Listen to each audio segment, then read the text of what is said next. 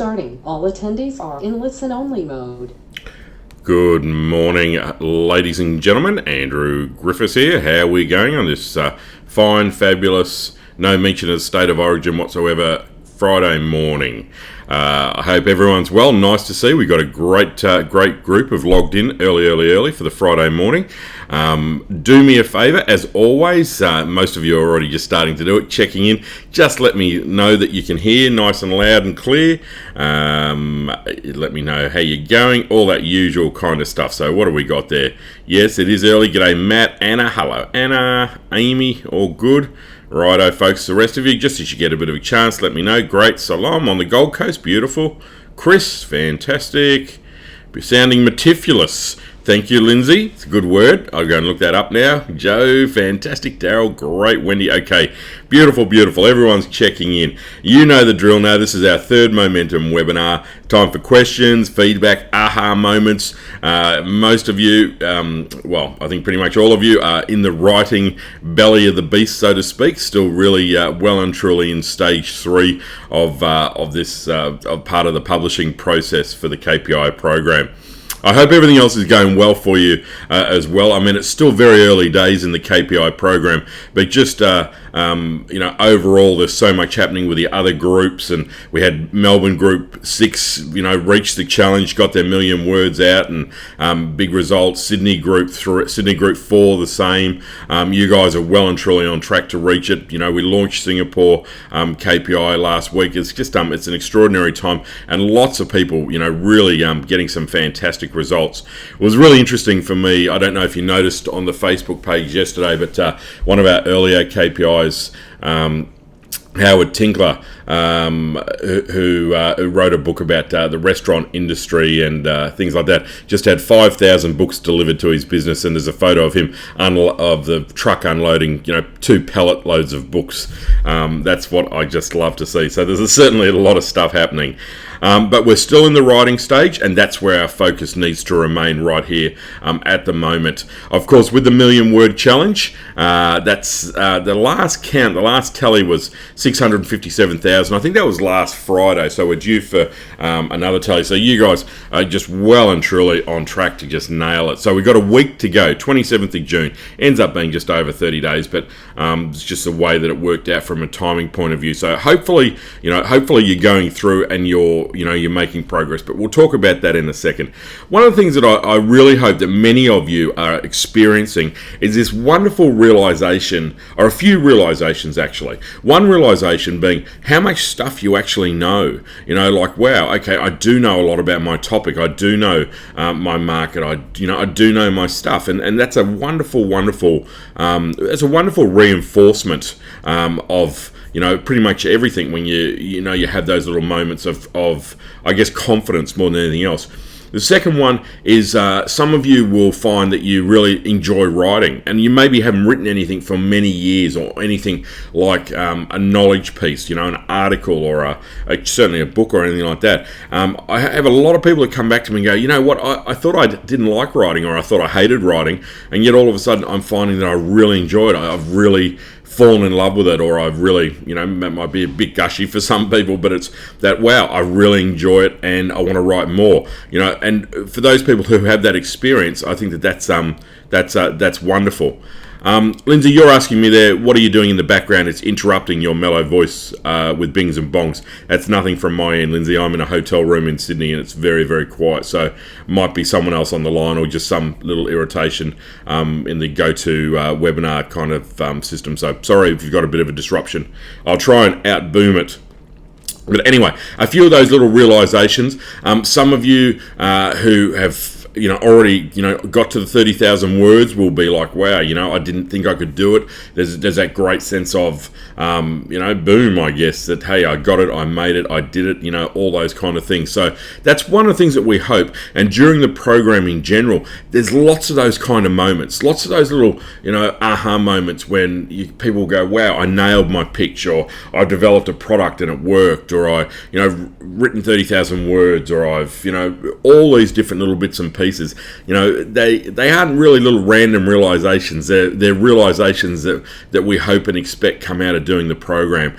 So I really, really hope that you're having plenty of those as you move through it. And if you've had any, look, do me a favor, put them in the question box if you're happy to share. Always great to share that stuff with other people in the group. If other people are thinking it, you share it. Sometimes that reinforces the breakthrough as such. Also, though, I'm sure that there are some of you who are going, oh my goodness, this writing stuff is kind of hard, it's kind of challenging. Well, you know what? Yeah, it sure is. The reason why most people don't write books. It's the reason why most people don't do a lot of things like that. So from that point of view, if you're finding it tough, well, that's, sometimes that's the way it's got to be, but you just got to be able to push through it, and we'll talk a bit more about that this morning. Nice to see a little bit of an update too from a few people. Tracy, I'm sitting on 25,000 words. Good on you, Tracy. And you've got severe word constipation. Well, we all know I'm the guy to help get rid of word constipation, which is just too terrifying for words. But you're planning on giving yourself a dose of salts over the weekend and hoping for results. Good on you, Tracy. Christian, what have we got here? I'm at 27,000 words and feel like I've got another 10,000 to go. Stuff just keeps popping up. Fabulous, fabulous, fabulous. Carl, you're on 30,000 words, maybe another 3,000 in you. Fantastic. Almost there. That's what I love to hear. That's great. Good on you, Carl. Wonderful, wonderful results. Anyone who's not in that space, though, I don't want anyone feeling stressed out or freaked out by it. It's just everyone will reach it at different stages. But that's 3 fantastic results in there so far. Now, my usual question, have you listened to the last strategy webinar? So that was strategy webinar number 2. Anyone who's struggled at all with the writing process or is struggling with the writing process, that's the one that you needed to listen to or you need to listen to.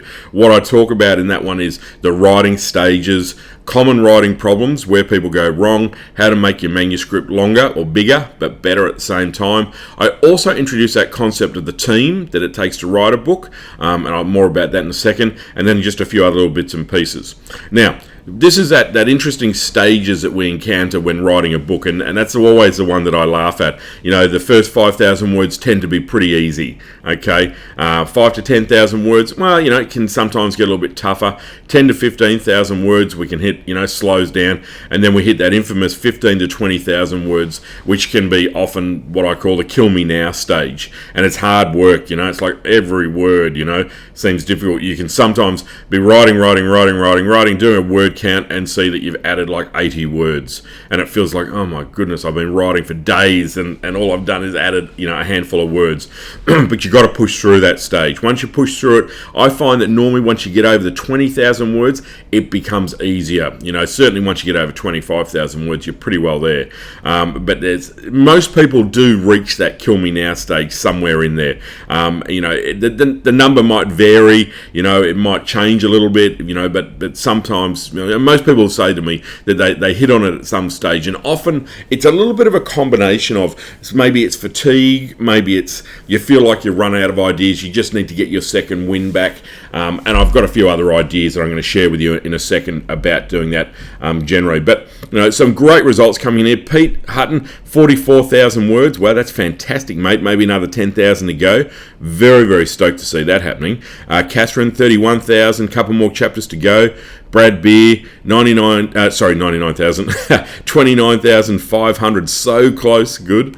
Carl, you hit that wall around 26,000, okay. Again, everyone will hit it somewhere kind of different, but if you hit it, that's just the way that it is. On that webinar, I spoke a bit about the common problems, midway blues, word count obsessive compulsive disorder, floundering, questioning, is what I'm writing a whole lot of crap, or there isn't enough stuff here, what am I going to do?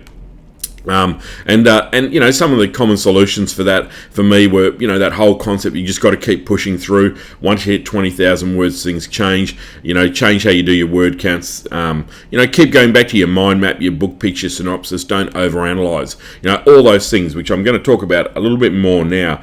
The biggest reality, of course, is the fact that you got to understand that the editor, when you send your book away to edit it, that's the part of the process which really does change everything. And, I often think that it's a bit strange. Because most of us have never used an editor before, we don't know what to expect. But again, I'm going to share a little bit more about that as we move through today's webinar. Now, a few little thoughts that I would like to share here, just for anyone else who maybe is at that process of going, right, I'm still stuck a little bit in the writing stage. I've got a few ideas here that might be able to help you. And you might be able to use these at any stage of writing this, or any stage of the production of a book or publishing of a book.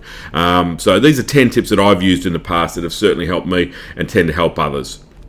The first one here again is with any writing, break your book into chunks. Only work on the chunk in front of you. Often what causes the biggest overwhelm for people is everything else. But it's like anything in life. It's break it down. How do you eat an elephant? One mouthful at a time. Focus on the one thing that's most important. Break it, your book into a chunk. Find the chunk that's most important and just work on that. Work on that in isolation. That's why I mentioned earlier on, it's good to actually not write one long document. It's better to write each chapter as a separate document and then put them all together at the end. It just helps with focus. We often end up getting, a bit caught up in the whole book kind of an idea. And then work on the chunk that appeals to you. That's the one to work on, not everything else. Number 2 is to consider that the time that you're committing to writing your book as one of the best investments you're ever going to make. Now, I can say, when I wrote my first book, it was published in October 2000. So, 14 odd years, 15 odd years type of thing. Without a doubt, all the time, all the energy, all the, sacrifice, I guess, in some respects that I put into that book at that time continues to pay off today, 14, 15 years down the line, and it will continue to pay for many, many years. Now, that's what you've got to look at. And those moments when you doubt yourself and when you, feel a bit overwhelmed or whatever it is, just, think about this short-term investment, a month of your life, a few weeks of your life, a day of your life, whatever it might be. This session in front of me right now, this is an investment in a huge future, and that's really what it will be. We've got to make sure that we're reminding ourselves, we're convincing ourselves of these kind of things. Otherwise, it is easy to, procrastinate or to give up a little bit. Third one here, and this is a great one, is I say close your eyes and visualize an encounter where you're handing someone who is really important to you, someone who you respect, someone who you value, someone who would be, maybe your ideal, your best scenario client, or someone who you really look up to. Imagine handing them a copy of your book, with a big smile on your face and saying, there you go, this is a book that I've written. And imagine how that would make you feel. I mean, I still get a buzz out of doing that. All these books and all these years later, it is still an extraordinary kind of feeling of pride to hand across your book to someone, particularly when it's someone who you respect and admire and look up to. And any published author will tell you the same thing. It is an amazing feeling to do that. And that's one of those wonderful, big aspirational things to go, wow, how would that make me feel? How would that make me feel to be able to actually do that? Number 4 in the ideas and advice type of column here is to set yourself smaller word count goals. People set like, I'm going to do 5,000 words today, and it's like, you're not, that's a lot of words to write in a day. It's hard work. Seasoned veteran writers would struggle to do 5,000 good words. So, break it down. Set yourself 1,000 word counts, 500, whatever it might be. Doesn't matter. Use the art of Kaizen, smaller steps, smaller goals, but that's the way to do that. We often set such big goals that it's hard to achieve them.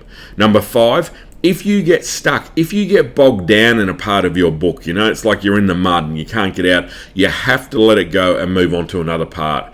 I've encountered this with many new authors, and I think I probably experienced it myself.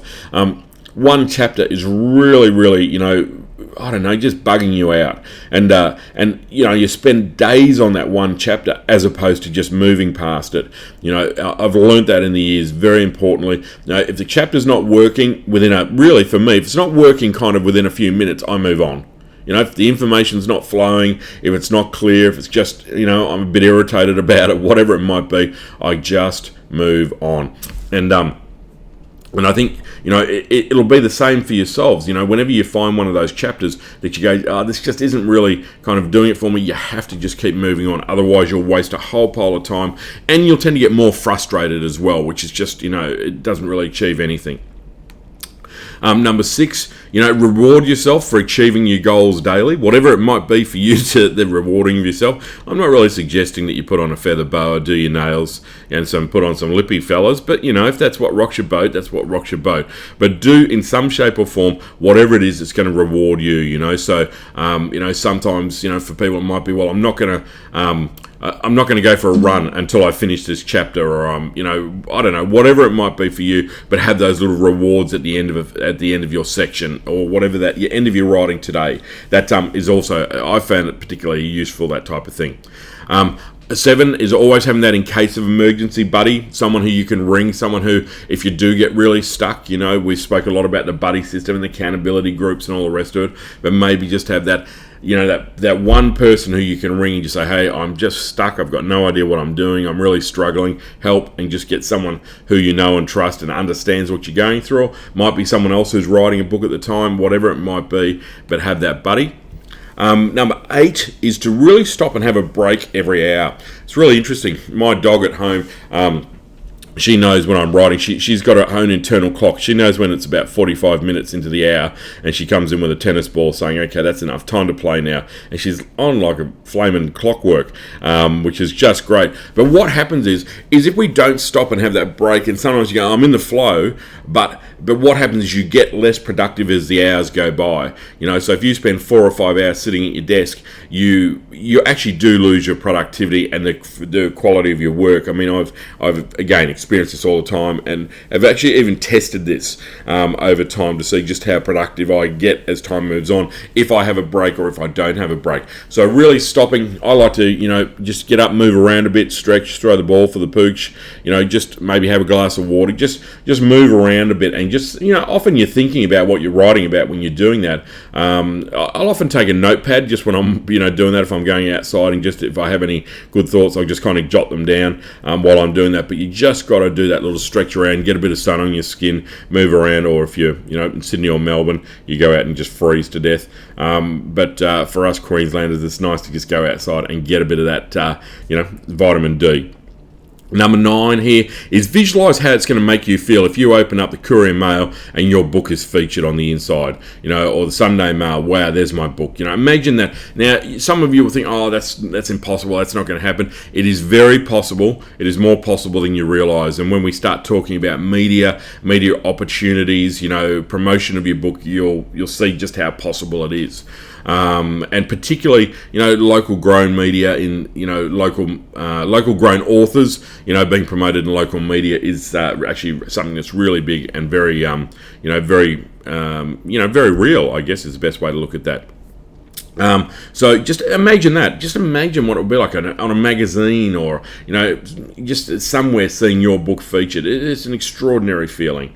And then last one is always mind mapping. For those of you who have really kind of embraced the whole mind mapping concept, it is such a great tool for getting unstuck. For me, it's always my go-to space. Whenever something that I'm working on, whether it be an article, a blog post, a report, anything at all, a book. Whenever I'm stuck, I just go and just get all that information out in a random kind of mind map, just get everything out, get it all on paper, and then go, right, okay, how am I going to turn this into how am I going to get clear out of this? And that's really what the mind mapping will do for you. So it's an old school kind of a trick, or it's an old school tool, but gee whiz, it really does help. So look, there's 10 little ideas that you might be able to utilise over the next week for anyone who is maybe still struggling, or just wants a little bit of advice. They all kind of work for different people. Different things resonate with different people. But that's all going to help. And even for those of you who are maybe going, okay, like I've written all the core information, I'm only at 15,000 words. How do I make it, longer? And that comes back to that point that we've raised way back on Publish Day, feels like about 1,000 years ago, doesn't it?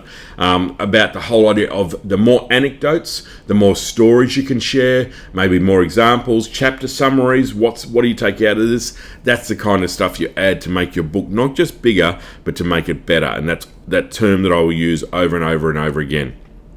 Okay, now where are we at in here? Let's have a look at a few more comments. We got Lindsay in here, 30,000 plus words, ready to edit. Good on you. Wow, a lot of you guys have really nailed it early here. Ross, 26.5, fantastic. Carol, 31.5 with a few more to go, fantastic.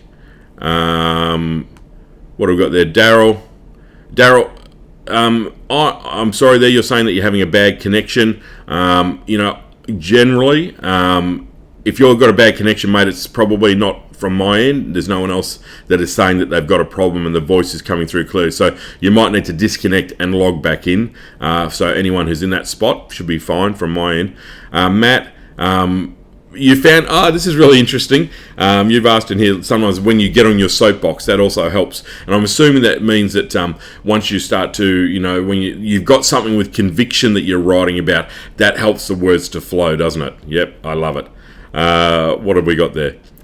Tracy, in regards to point 5, move on if you're stuck. Okay, I've done this and it was great, but I've reached a spot where I think I'm out of new stuff to write about, and now I need to finish those chapters that I've walked away from. Well, unfortunately, Tracy, that does happen, doesn't it? When we, excuse me, when we do we've done all the rest, and now we've got to go back to those sticky kind of chapters, well, then you've just got to kind of work your way through them. The thing is, though, that you've got to kind of ask yourself, why are they sticky? Like what's the problem? Maybe rather than trying to push through, just step back a little bit and ask yourself some better questions. You want a better outcome, ask better questions. So turn around and say, well, okay, why is that chapter sticky? What is it about? Is it a topic that makes me feel uncomfortable? Do I not know enough about it? And I feel like I'm writing about it, but I'm really not perhaps believing what I'm saying, or I don't think I know enough about it. Is it I've spoken about this so many times before that I'm just bored with it. Try and really nail why you're having trouble with that chapter. Okay, if you can nail it, often what you find is once you kind of figure out why it's a bit gnarly for you, you'll then be able to turn around and go, okay, well, let me try a different approach. Okay, look, I've spoken about it so many times, it's kind of driving me crazy. Have you written an article about it before? Have you spoken about it before? Maybe there's that you've recorded that maybe you could listen to. Have a conversation with someone about it. Hey, I'm writing this chapter in my book. To have a conversation with someone who knows about the topic, maybe a colleague or someone in your industry or something like that. So I'm really struggling with it. Could we just talk about it and just start to jot down a few ideas, a few thoughts? You've generally just got to try a different approach to get out the same thing. You might also ask yourself, is this chapter really necessary? Is that why I'm struggling with it? I know exactly what you mean. I always have a couple of those at the end that just kind of go, oh God, right, I don't want to write about it. It's not, I don't know, I don't enjoy writing about it. It's not stuff that I like, whatever it is. And then, ask yourself that, is it relevant? Do you really need it in there? So you've got to do a little bit of self-review in there, I think, Tracy. Salome, you're in there. Yes, mind mapping absolutely rocks, doesn't it? Look, honestly, I just about don't get out of bed without writing a mind map about my day, as tragic as that might sound. What have we got there? Anna, great. Thank you, Anna. Fantastic. Always nice to hear from you. Lindsay, great. All right. Yeah, Lindsay, you went off to Bluetooth. Yeah, Bluetooth is a nightmare when you're doing webinars. Wendy Bold, great. 30,350 words, ready for the next step. Fantastic. Anna, what have we got here? I found including checklists or a summary at the end of a chapter really helps. Fabulous. Either to make sure I really nailed the chapter or to remind myself of the key takeaways for that section. Yeah, fabulous. So that's a personal checklist for you that you're talking about there, Anna. That's really interesting, actually. It's a nice little way of, I think, of just again, just making sure you are covering everything that you need to cover. And I think, something else I'm going to suggest in here, I don't think I've mentioned it to you guys yet, but something I really, really, really strongly encourage you to do is to print out a copy of your manuscript when you get to that 30,000 words, okay? So, yeah, look, I know that's a lot of paper and all that kind of stuff, and one day there'll be ramifications for all of the books I encourage people to write, so I'll go to an anti-green hell of some sort. But you print it out, bind it up, and have a physical hard copy of your manuscript to date. Now, this does a couple of things, folks. First and foremost, it makes you go, holy crap, I've written all of that. It's an extraordinary sense of accomplishment. It's a couple of 100 pages. It's thick. It's a chunky kind of document. Space it out so that there's plenty of room. But what you want to do then is you want to sit back and you want to read through that document. And that's the document where you take a red pen and you start to go, I might add in a chapter here. You keep going through it. I might, I should put a quote in there. I might have a testimonial in there. When you can see it all as one long document like that, that's when you start to really, you start to do a little bit of the fine tuning, which is really the highly valuable part. You might go, there's kind of something missing. I think I want to just put a little summary at the end of each chapter. What's the takeout from this chapter? That's a nice way to do it. If you look at the Me Myth, you'll see at the end of each chapter there what I do in the Me Myth. I do a summary of the key points and a few questions for people to perhaps go away and think about, do some exercises, whatever it might be. I'm not saying you should do that. I'm just showing that that's, sometimes those ideas are there that you can utilize. Excuse me. Have a look at some other books as well. Grab a couple of books off your shelf, contemporary ones. See what other things people are putting in their books. But you use that printout and you write all over it. You put post-it notes on it. It should be covered in coffee stains, lipstick, tears, whatever it might be, and red pen, and you kind of do it. Then you take that worked up kind of manuscript and then you go back and translate that onto the online side of things. You might, if you're doing interviews, you might, pick out where the interviews are going to go, and that's a place to be able to put them. This all comes back down to this wonderful element of just making your book better, okay? And we're all about making your book better, and that's the whole thing. Rachel, you've asked a question here. Do we send the 30,000 words to you on the 27th of June? No, Rachel, you don't send the 30,000 words to me. I can't read, 50 books at that stage. We move into the next part where you're going to move on to starting to send it to your editors. We just need your final word count on the 27th of June. Yeah, that's the one, Tracy. Step back, look at the bigger picture. Ross, lots of good questions in here, guys. I'm revisiting my mind map. Now that I've written my step-by-step process, I need to rethink as I've uncovered new areas. Great. So I need to mind map again and put things in a new order with a few new steps. Ross, that's absolutely perfect. And I would say I'd be surprised if any of you didn't, in this writing process, make a few changes to your, added a few chapters, maybe taken a couple of chapters out, look through it. This is that step back again and looking at the manuscript overall as well. I was helping a friend of mine to, he'd written a book a little while ago and just going through the editing process. So I was just giving him some advice. And he was writing a book about setting up a medical practice, and he'd left out an entire section on finding and recruiting staff, which was a major part. And it was just, for some reason he'd just overlooked it. So sometimes there's that kind of element where, it's easy to overlook things. It's just an innocent mistake. But obviously, just keep asking yourself, how can I make my book better? Okay, not just bigger, but better. And it's all this little stuff now that will have a big impact on your book overall. So, so if you're going to, go back and adjust your mind map, do it. I do suggest, though, that if you make changes, do me a favor and go back and make those changes to your book pitch as well, okay? Update your book pitch, because you're going to use your book pitch document in a few steps going forward from here. So you want it to really reflect your book, okay? So any major changes of direction, you definitely need to update your book pitch, okay? So, but that's just another little tip there. What do we got? Carl, Carl, sorry, you're late. Where's your late note, Carl quested? 30,000. You've hit 30,090 this morning. Good on you. Great. Fabulous. Okay, wonderful, folks. Really, really great questions in there. I hope this has helped everyone. And this is where you need to be. You know, we're getting towards the end of the challenge. Many of you have hit that 30,000 words. For any of you who have kind of, felt like you're struggling a bit, hopefully there's a few tips in there. For those of you who have reached it and going, okay, I'm not quite sure what I should be doing now. Well, exactly what I just suggested is what you should be doing now. Now is the time you start to refine your manuscript. You start to get it better. You start to, work on the things that are going to, make it, make it better. That's the only word that I can keep using at this stage of the game. And it's hard sometimes when you've written all these words and sometimes your brain actually starts to feel a little bit fried. So those of you who have reached the 30,000 words, it's not a bad strategy to say, look, you know what, I'm going to take a few days off from the book and I'm going to come back and have a look at it with some fresh eyes. Plus there's a few weeks after the challenge, which is a bit of that kind of no man's land, which again, we utilize that and say, well, that's a good time to finish your words, review your manuscript. Those of you who are ready can start to, be chasing up, the editors. Oops, did we just have a bit of a technical issue there? Sorry, folks. I'm hoping that you can still hear me. Where are we? Connecting to audio. I'm going to keep going because this is recorded, but I'm hoping that that you guys are here as well.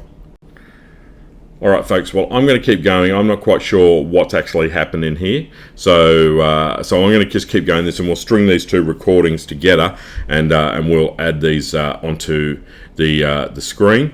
I'm sorry about all that. So I don't know. We just had a major technical meltdown of some sort in there. Everything's gone wrong. Anyway. KPI, the strategy webinar number 3 is the one that's live now, so hopefully you can listen into that, or hopefully you have already listened into it. This is really now where we start to talk about the formatting side of things. So with the formatting, the way that that's going to work is, first of all, you've got to get an understanding of it. And we talked there about how it takes a team to publish a book and give you that introduction into who's actually in that team. I talk about the KPI resource document, what it is, where you can find it, why it's so valuable, all of those types of things. I also then talk about my golden rules for working with suppliers, exactly, how to work with suppliers. I've used the same suppliers for years and years, and I really go out of my way to make sure that, that I develop great relationships with them. But for many people, they haven't really used editors or even graphic designers before. So, trying to get an understanding around that is where we're really coming from.